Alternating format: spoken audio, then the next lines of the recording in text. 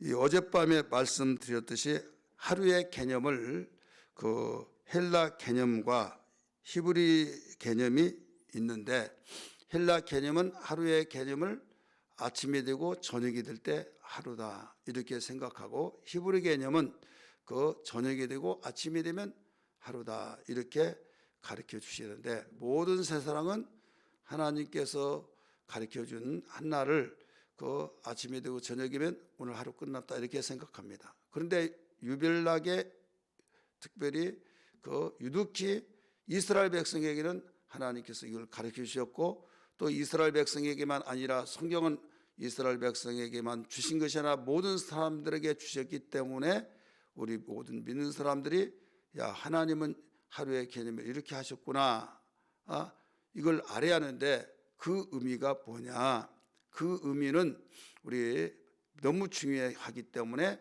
그 영적의 의미를 담겨주고 있습니다.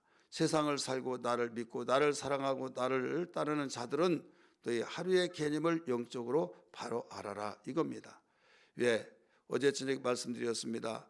그 예수 믿으면 금방 대박 나고, 예수 믿으면 그 어떤 약을 먹고 벌떡 일어나듯이 그 한 방의 약과 양약의 약이 다르잖아요. 머리가 막 두통이 있어서 깨지려고 하다가도 약 한 봉 먹었더니 깔끔하게 나서 야, 신기하다 이렇게 생각하는 사람이 있고, 그런데 그 한약은 그 아주 천천히 약 효과가 있죠.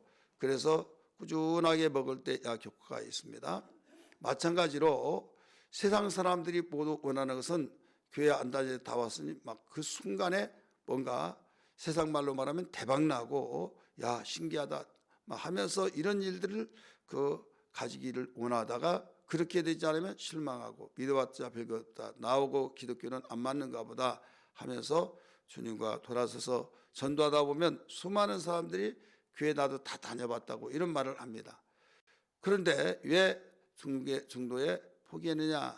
각자의 다 다른 말을 하겠지만 공통점은 교회 다녀봤자 다 거기가 거깁디다 하면서 중간에 포기를 해요.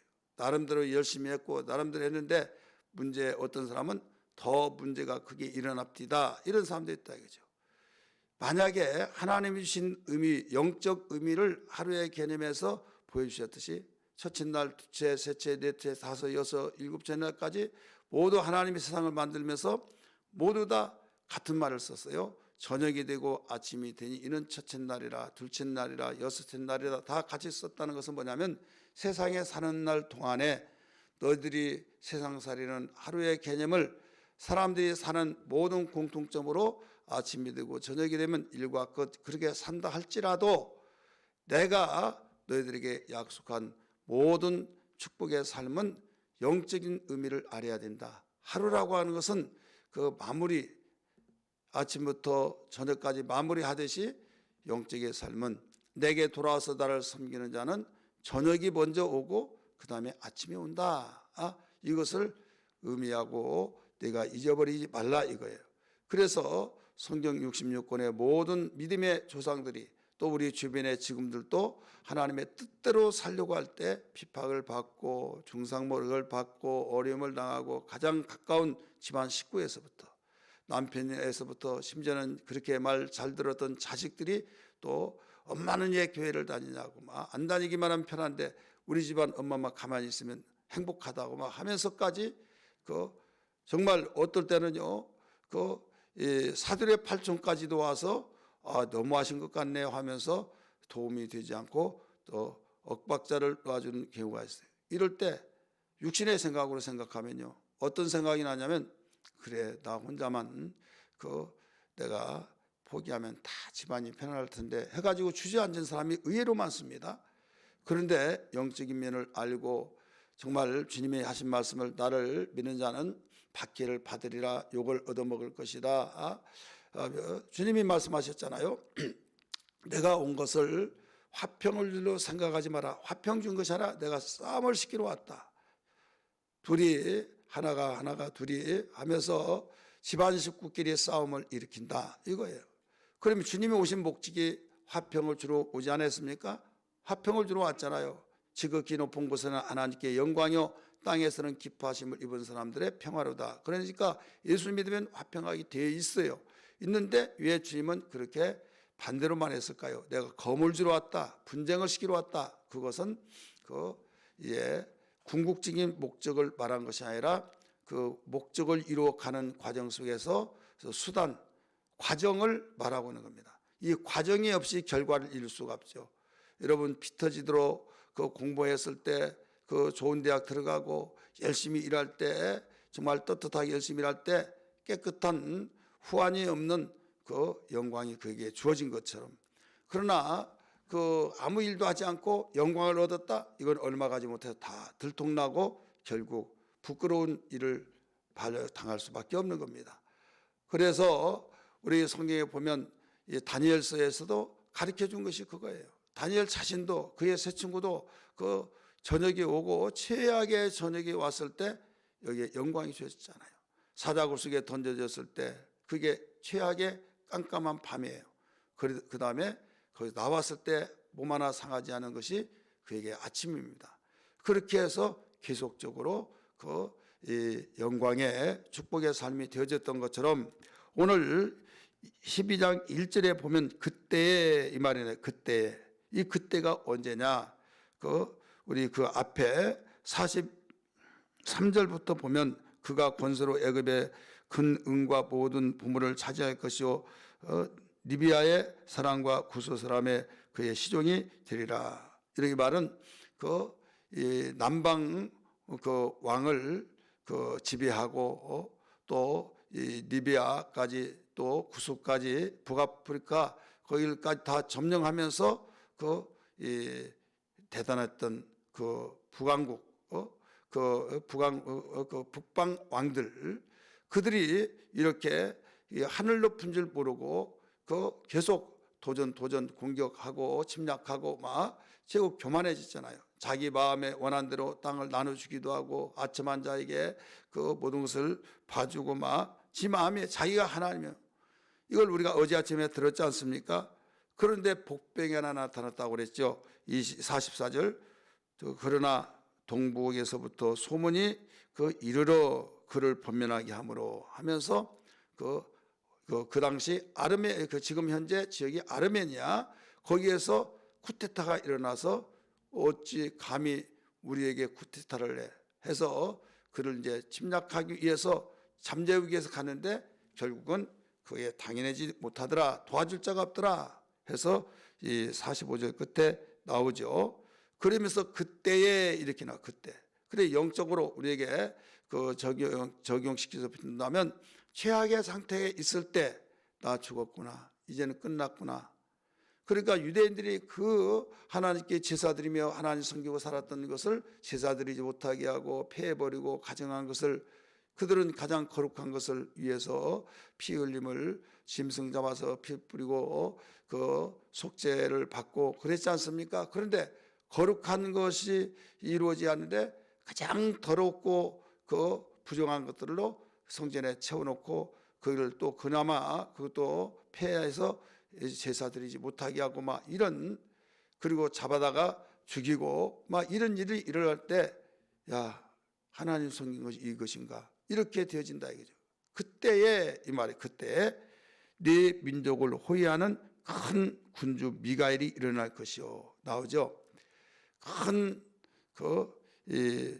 미가엘이 큰 군주 미가엘이 일어난다. 그러니까 이 땅에 어떤 누가 도와줄 자는 없다 할지라도 하나님께서 하늘의 군대를 통해서, 군대장을 비롯해서 군대를 통해서 바로 일어난다. 뭐하러 도와주시려고.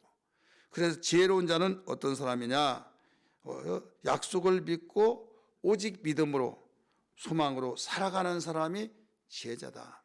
내가 지금 절망과 좌절 속에 있다 할지라도 하나님은 나를 버리지 않고 나를 도와주시고 나를 이 불 가운데서도 끄집어내시고 사자굴 속에서도 끄집어내신 하나님이시다. 그 약속을 믿음으로, 그 믿음을 가지니까 소망은 바늘 가운데 실 따라오듯이 따라오게 되잖아요. 그래 믿음과 소망으로 살아가는 사람이 지혜로운 사람이다.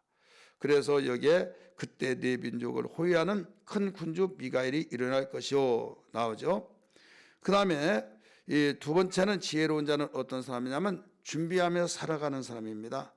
준비하면서 살아가는 사람인데 여기에 이 환란이 온다는 것을 가르쳐 주죠. 하반절입니다. 1절 하반절. 또 환란이 있으리니 이는 개국 이래로 그때까지 없던 환란일 것이며 그때 네 백성은 그 책에 기록된 모든 자가 구원을 받을 것이라. 그래서 이 1절은 모두 다 약속을 믿고 오직 믿음과 소망으로 살아가는 사람이 지혜로운 사람이다. 환란이 온다 할지라도 또 두려워하지 말아라. 또 어떤 정말 세상 생겨진 이래 이렇게 큰 환란이 없었는데 또 그런 환란이 온다. 그러더라도 흔들지 말아라. 네 백성 중에서 책에 기록된 자는 다 구원한다. 그러니까 오직 의인은 믿음으로 말미암아 살리라라고 말씀하셨듯이 어미닭이 병아리를 품듯이 계속 풀어놨다가 어떤 문제가 생기고 막 그 위에 솔개가 채가려고 할 때 꼭꼭꼭꼭 할 때 느닷없이 다 품어서 아무 이상 없이 만든듯이 그 환란 때도 그 생명책에 기록된 자들을 다 구원시킨다라고 일러주셨다 이거죠. 여기에 모든 자라고 했죠. 그 백성 중 책에 기록된 모든 자가 구원을 받을 것이라. 성경은 그래서 예수님이 70명이죠. 70명의 그 전도자들을 2명씩 짝을 져서 보낼 때 귀신을 쫓고 막 병이 고쳐지고 너무나 좋아서 기뻐서 돌아왔어요. 선생님, 우리가 전도하는데 귀신이 막 항복하고 떠납디다. 너무나 막 감격에 그 벅차서 그 예수님께 기쁨의 보고를 했는데 찬물을 끼얹듯이 귀신이 너에게 항복한 것을 보고 기뻐하지 말아라. 너희 이름이 하나님의 나라의 책에 기록된 것을 기뻐하라. 이건 왜 그러냐면 모든 사람이 구원받는 조건이 하나 있어요. 책에 기록된 자.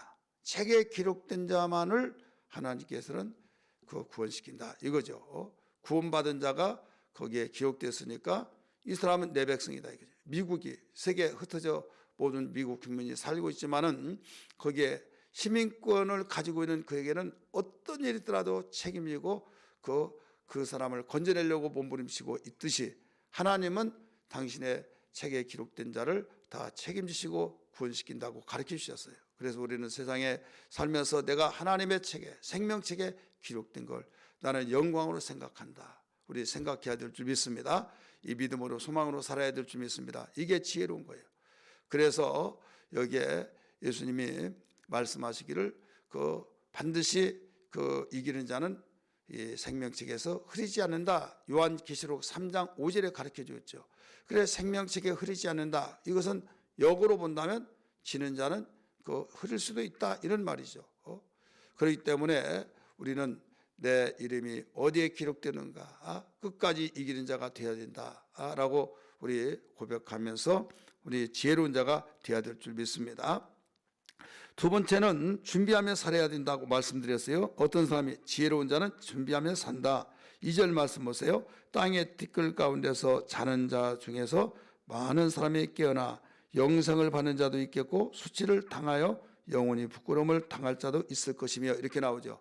영생을 얻은 사람도 있겠고 수치를 당한데 일시적인 수치가 아니라 영원한 삶 속에서 부끄러운 수치를 당한다 이거죠. 우리는 세상에서 예수 믿으면서 부끄러운 수치를 당할 때도 있잖아요. 예수님이 십자가를 짊어질 때 매로 때려서 또 옷을 찢어버리고 그 부끄러움을 다 보일 수밖에 없는 상황, 그런 부끄러움은 일시적이다 이거죠. 부활의 영광이 나타날 때 그건 다 사라져버립니다.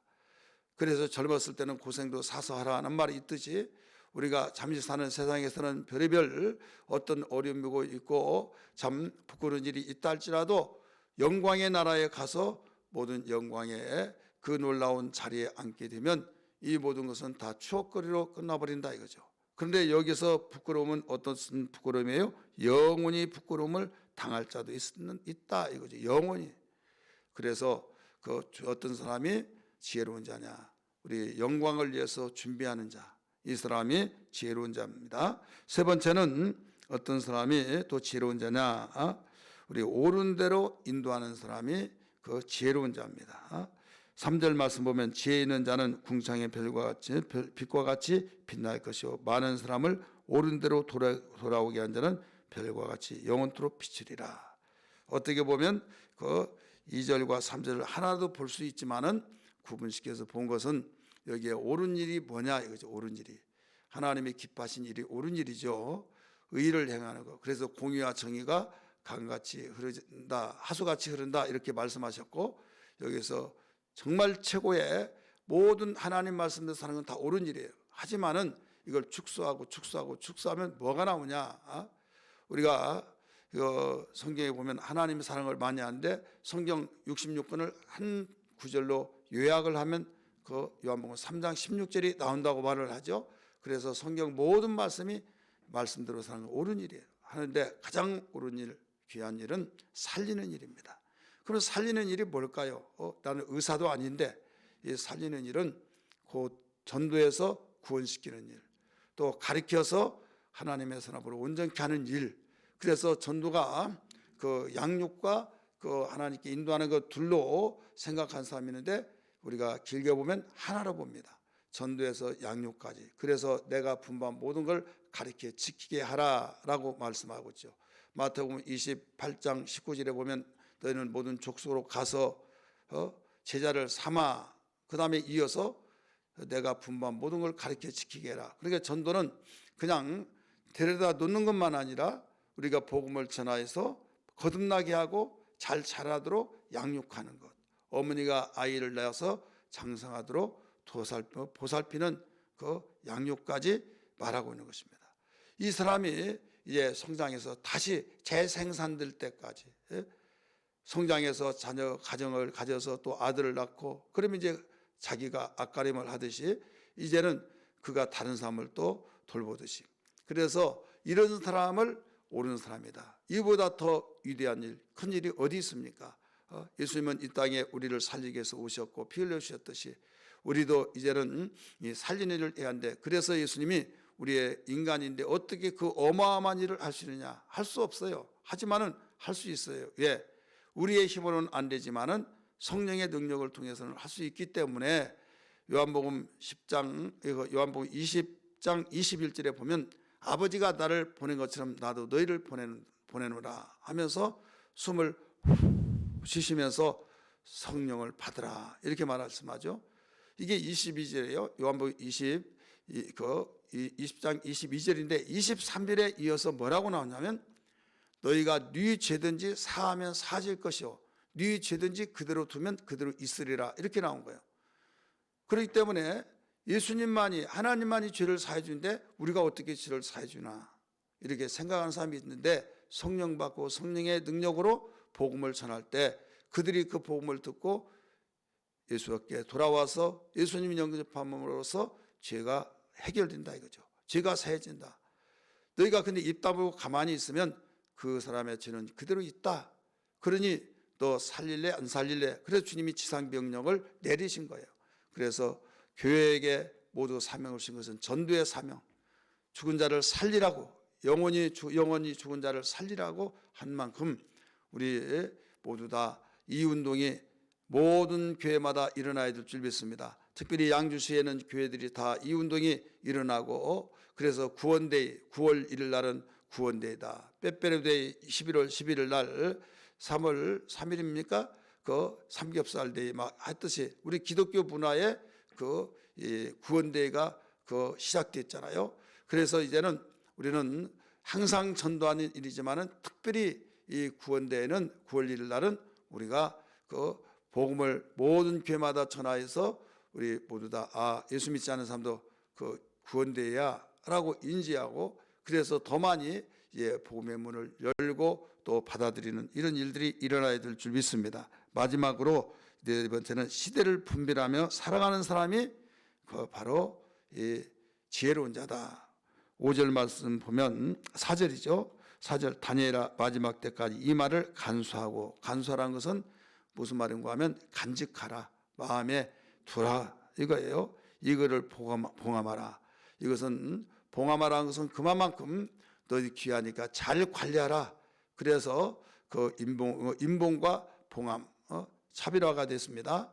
인봉하라, 이거 도장을 딱 찍으면 뜯지 말아라 이거예요. 근데 봉함하라, 관리 잘하라 하면서 무엇을 가르쳐 주냐면 이 글을 봉함하라, 많은 사람이 빨리 왕래하며 지식이 더하리라. 빨리 왕래한다. 걸어 다녔던 시대, 자동차 타고 다니는 시대, 이제는 항공 시대 어마어마하게 빨라지고 있죠. 고속도로가 나와서 또 고속열차가 생겨서 어마어마하게 빨라서 이제는 일본이나 중국이나 다 하루 당일에 가서 시장 보고 돌아오는 이런 시대가 됐어요. 빨라지고 지식이 더하리라. 과거는 초등학교 나와가지고 대통령 후보자도 되고 막 그랬잖아요. 또 한문만 배웠더라도 면서기하고 면장로하고 그랬잖아요.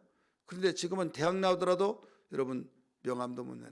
대학을 나오더라도 널려 있는 사람 대학원 나왔어요. 박사도 또 널려 있어요. 그렇기 때문에 이렇게 지식이 더해지는 시대, 지금 이 시대가 바로 얼마 남지 않았다는 것을 알고 준비해야 될 줄 믿습니다. 오늘 우리 지혜 있는 자가 되기를 주의 이름으로 축원합니다. 할렐루야.